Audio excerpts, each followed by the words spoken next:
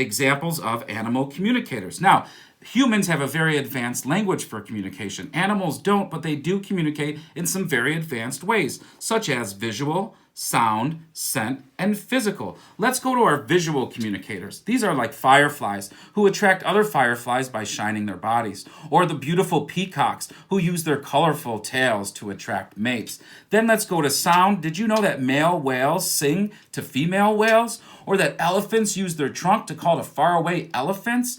Then we have our scent communicators like that stinky skunk who likes to scare off predators, or those dogs who like to mark their territory with their scent.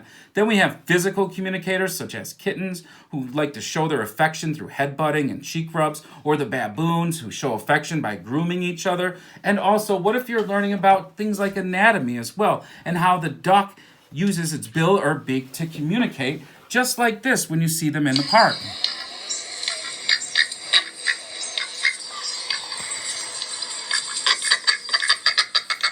All right, so here at Schoolhouse 7, we devised a project for you to communicate with ducks. So all you really need for this is a piece of red poster board that you cut into a rectangle, a duck face cut out of yellow poster board, a pair of scissors, a glue stick, some tape, and a feather for the top. It's very important that when you have your straw, you cut it at an angle. This is where the duck sound comes from. We already put one of these together to show you here on Schoolhouse 7. Here is our duck communication mask. Everything's glued on, and you see I have the duck noisemaker down there, and in the back it sticks out with the straw. So let's try it out.